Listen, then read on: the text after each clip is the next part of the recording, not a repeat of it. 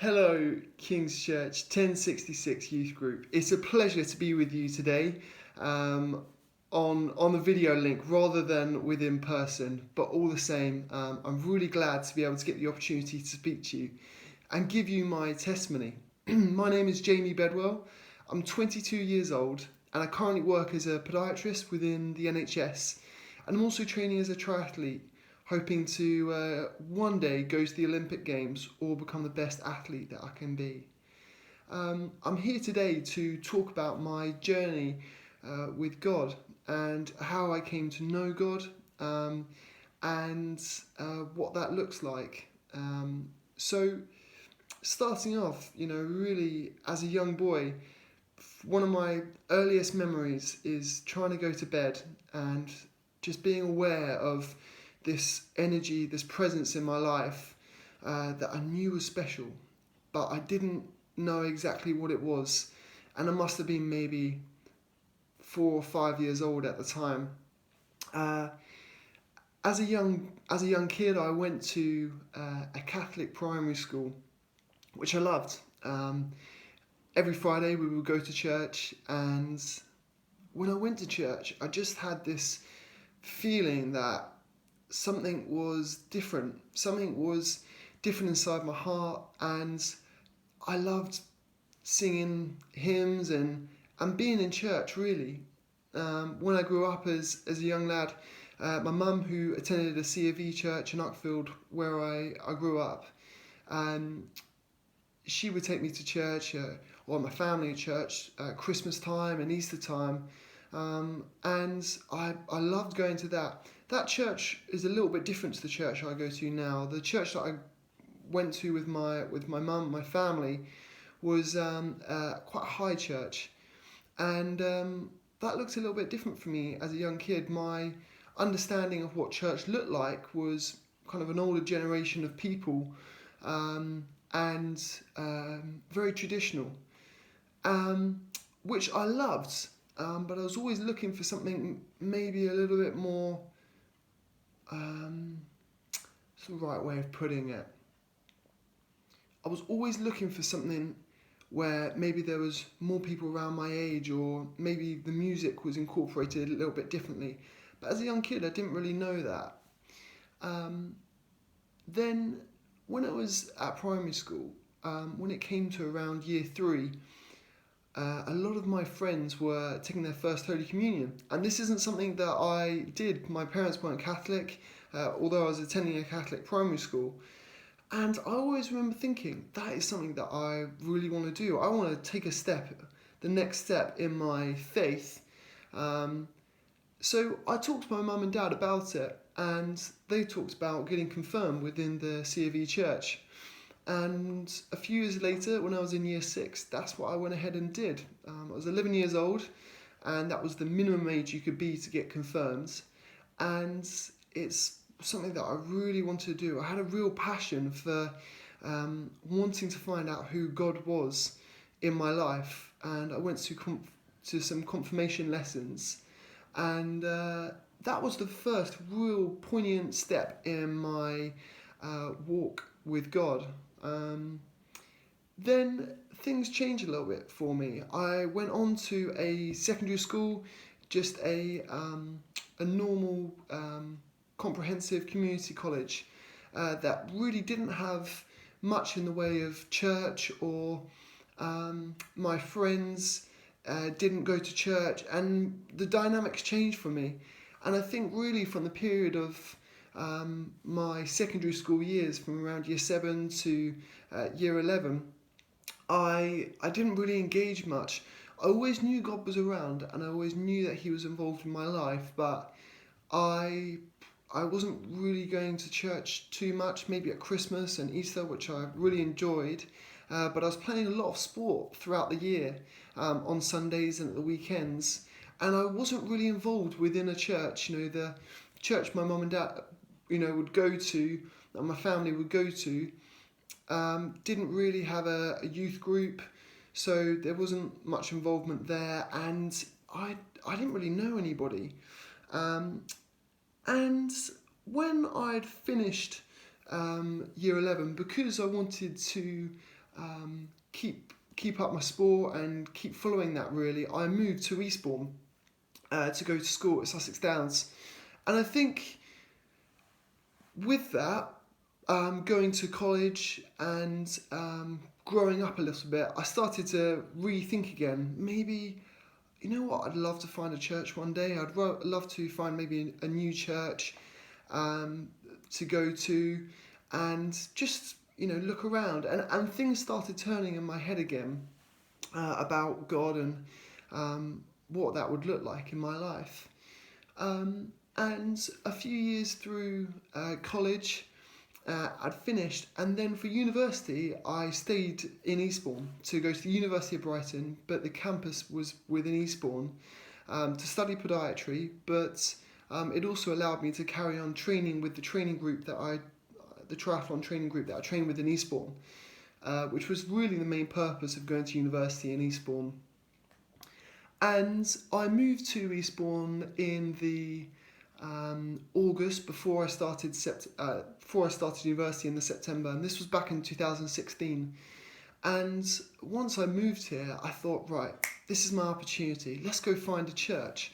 And I Google searched churches close by, and I went along to King's Church in Hampden Park in Eastbourne, and I was blown away. I was absolutely blown away. I walked in and there was probably 4 or 5 times the number of people that had been attending my previous church that I'd been to when I'd been growing up, and they were of all ages, young and old. And when I walked in, the music was, they had like a live band on the stage. This really blew my mind because I'd just been used to church choirs, and yeah, I really felt that was a new step in my faith, and really the start of the journey to where I am now. And because of that time, I started finding friends who were going to that church, and my heart started to change. Things that I was involved within, simple things, just like swearing, I didn't want to do anymore. I know it sounds really simple, but my heart had changed. I just didn't want to do it anymore, and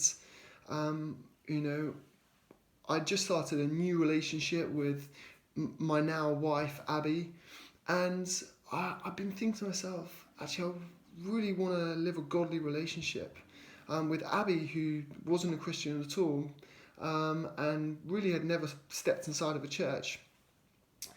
And through those few years that I was attending King's, I started praying more regularly. I started getting the Bible app on my phone and beginning to engage with the Bible, and also meeting up with friends and really enjoying that place in my life. Just a few months after or not even that actually, just a few weeks after I'd started university, I was out on a training run in Uckfield, and I was hit by a car from behind me. I didn't know it was coming. I had earphones in, and this car hit me from behind. It was a 4x4, and somehow, well, by the grace of God, I didn't die. I had 2 spinal fractures, and I did all sorts of damage throughout my body, but I was really actually okay. Within 5 days I was out of hospital, and this also started to change my thinking about what was life really about. Is it just about getting great grades and being the best sports person in the world, and then what? Or was it about having a really nice home, having a nice car, and then what? And I really started to think, what do I actually want from life? And in fact, what does life look after when I die? And these questions started to bring me closer to God. And a few years later, after that, actually, with Abby, I'd started to actually sit down with her and read the Bible, and we'd started to engage as a couple, as Christians. And Abby said, let's see if we can find an evening service. The problem was with attending King's is that was normally I'd train or race on a Sunday morning, which is really difficult as athletes. There's this battle between maybe playing sport, you might have experienced this, and attending church. So instead we found an evening service to go to at a church called All Saints, which is in Eastbourne. And to give you some idea of what All Saints is like, it's a really nice balance between the high church that I was attending in Uckfield and the music that I was experiencing and the people I was meeting at King's Church. It was a lovely balance between the two. And my wife, Abby, and I, we've been going to All Saints for a few years now. And since then, I've just taken step by step through prayer, through now doing kind of Bible studies on my own or with friends that I've met at All Saints. And really where I am today is I have an identity that isn't within sport, or it isn't within my job, or isn't within where I live, or what car I have, or things like that. Actually, my identity, I know, is secure within Christ. And it's so important. I really think that if you're struggling with things, if you're struggling with who you are as a person, what life looks like for you, if you're struggling with friendship groups, or what peers are saying about you, or bullying, or not knowing what direction to go, all of that is found in an identity within Christ. And through praying, asking God, walking with God, and speaking to Him, and just walking through the phases of life and moving with His time and rhythm. And today I'm married to Abby, my beautiful wife, and we regularly attend All Saints Church. And I really feel like now that actually I'm secure. It doesn't matter whether things are changing around me with what's happening at the moment with the coronavirus, or maybe a pick up an injury in my sports, or just as life ebbs and flows, I'm stable because of the cornerstone or the rock that you find in Jesus, and knowing that what He's done for you and done for me is eternal, that it's not changing. And you can find a real peace and calm within that, even through the storm that's going around you. So if you want to keep up to date with what I'm doing, you can. You can find me on Facebook, Twitter, or Instagram. My username is @JBTriathlete, or just type in Jamie Bedwell. Feel free to ping me a message, or if you have any questions, or give me a follow if you want to keep up to date with what's happening. But no matter what you'll see on my page with what's happening within sport or podiatry or general life, my main aim is to just give God the glory. Give God the glory for what He's done for me and for all of us, in that He has saved us through shedding His own blood through Jesus. And I would just want to live a life that reflects His love for us in what He did for us. And I pray that that light that sheds through me would bring more people to come and know His name. Thanks so much for listening. As I said, feel free to get in touch. And I hope one day to be able to come speak to you and meet you all in person. Thank you.